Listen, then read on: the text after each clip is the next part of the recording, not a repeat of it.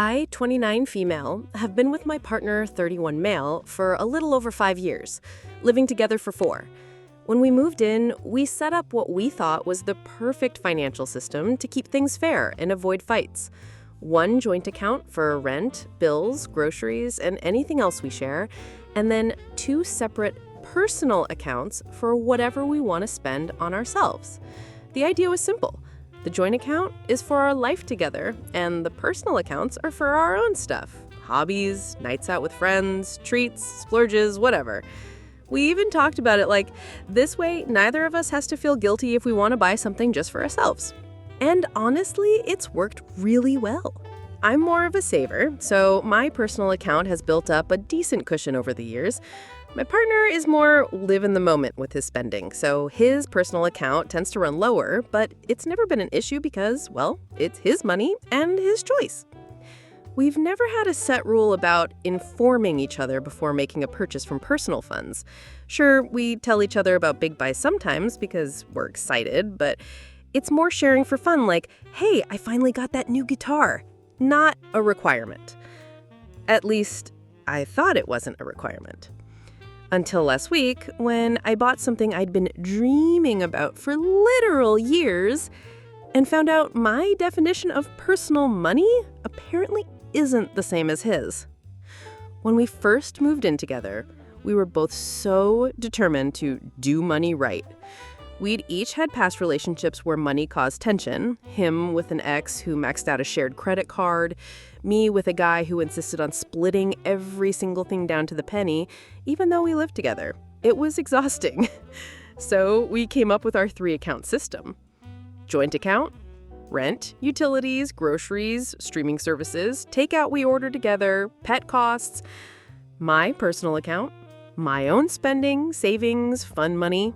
His personal account, same for him. We each contribute a set percentage of our salaries into the joint account every month, enough to cover all shared expenses with a small buffer, and the rest goes into our personal accounts. Simple, clean, no fights. I've always been a saver. I like having a safety net, even in my fun account. I don't make huge impulse buys. My splurges are usually small. Skincare, books, nice coffee beans, a spa day every now and then. He's different. He'll get paid on Friday, and by Monday, half his personal account is gone because he ordered new tech gadgets, sports tickets, or gone out with friends twice in the same weekend. And that's fine. It's his money. I've never judged him for it. Over the years, there have been a few times we've each made bigger personal purchases. He bought a gaming console from his account. I got a fancy espresso machine. Neither of us asked permission. We might mention it in passing, but there was never a sit-down conversation about it. And honestly, I've always loved that independence. I thought it was healthy. We share a life, but we're still individuals. We both work hard. We should be able to treat ourselves without it turning into some kind of tribunal. That's why when I finally decided to buy something I'd been dreaming about for years, something totally frivolous and entirely for me, it never even crossed my mind that it would cause an issue. But apparently, my definition of personal has limits I didn't know about. I've always loved handbags, not in the, I need the latest one every season kind of way, but in that one perfect bag can last you forever kind of way. There was one particular brand I've obsessed over for years, the kind of brand that people recognize instantly, where the logo alone whispers, I have my life together. I'd browse their website on slow work days, adding things to my cart, like I was actually going to check out. I see women on the train carrying them and feel this mix of admiration and mild envy. And there was one bag in particular, classic shape, the perfect shade of deep brown, gold hardware that somehow looked rich without being gaudy. I called it the dream bag in my head. I joke to friends, when I'm a fancy lady, that's gonna be my bag. For the past 2 years, I had been quietly stashing little bits of extra money in my personal account with this bag in mind. Birthday money, overtime pay, selling clothes I didn't wear anymore. I never made a big deal about it. It was just my private little goal. Then last week, I saw it on sale, the exact one. It was still stupidly expensive, let's not pretend otherwise, but it was hundreds less than normal, and in my size and color because, yes, bags apparently have sizes. My heart actually did that ridiculous pounding thing like in movies. I sat there with my laptop open thinking about how much I'd saved. This wouldn't touch our joint account. I could buy it outright and still have a comfortable buffer in my personal account. No debt, no stress, just mine. So I did it. Clicked checkout, felt that rush of adrenaline, got the confirmation email, and honestly, I was giddy. Like Christmas morning at 6 years old giddy. When it arrived a few days later, I swear the unboxing felt ceremonial. The tissue paper, the dust bag, the smell of the leather. It was like holding a piece of my own hard work in my hands. I didn't hide it. I left the bag sitting proudly on the dining table because I wanted to show it off.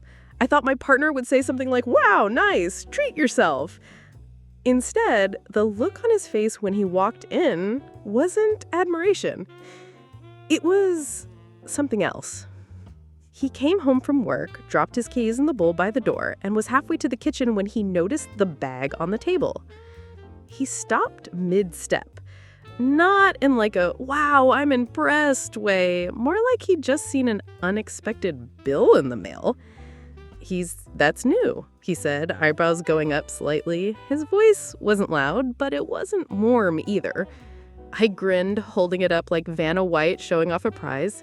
"Yep, my dream bag. It was on sale and I had the money saved up. Isn't it gorgeous?" He didn't smile back. He said, "Wow, okay. I mean, that's a lot. And you didn't think to talk to me first?" I blinked at him. "Talk to you? It was from my personal account. I've been saving for this for ages. It didn't touch the joint account." He said that's not the point. He set down his work bag a little harder than necessary. "It's not about whether you could buy it. It's about, I don't know, being on the same page. I feel like you just made this huge purchase and I'm finding out after the fact. I could feel my defensiveness rising, but we've never had a rule about personal spending. You've bought big stuff before without running it by me. I didn't think this was any different. Yeah, but nothing I've bought was this expensive. This isn't a pair of sneakers or a new controller. This is a serious chunk of money." The conversation looped from there. Me. "It's my money. I can spend it how I want to." Him. "It's not about the money. It's about transparency." Me. "But I didn't do anything wrong." Him. "I feel like you went behind my back." By the time we'd exhausted ourselves, I wasn't even sure what we were arguing about anymore. The principle? The price tag?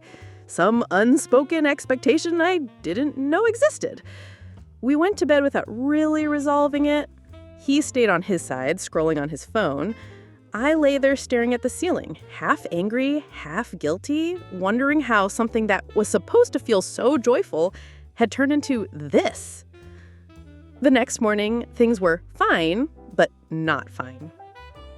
We talked about normal stuff, the weather, whose turn it was to grab groceries, but there was this low-level stiffness between us, like neither of us wanted to poke the bear. I kept glancing at the bag on the chair in the corner. It didn't look as magical anymore. It looked guilty, like it was silently judging me for ruining its grand debut.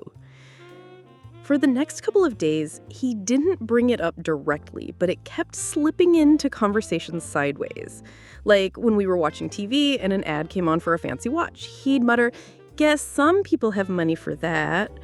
Or when I suggested going out to dinner, he raised an eyebrow and said, "Do you want to after your big splurge?" It wasn't constant, but it was enough to keep me off balance. And here's the thing. I have been replaying everything in my head. I know relationships are about partnership. I know trust is a big deal. And part of me wonders if I did unintentionally cross some invisible line. Maybe for something that expensive, I should have given him a heads up, even if I wasn't asking for permission. But the other part of me is frustrated. We set up our finances specifically so we wouldn't have to ask each other for permission. that was the whole point, to have the freedom to spend our personal money how we wanted. It's not like I drained my account. I didn't put us in debt. I didn't touch the joint account. I had been saving for this for years. I genuinely thought he would be happy for me. Now I feel like I have to reevaluate everything I thought I understood about our personal spending. If the definition changes depending on the amount, where's the line? $100? $500? $1,000? And who decides that? The weirdest part is I don't think this is just about the bag anymore. It feels like this tapped into something bigger, about control or how we communicate, or maybe even about how different our money personalities are. But for now, it's just tense. And the bag that once felt like a dream come true is sitting in my closet, still in its dust bag, because I can't bring myself to carry it with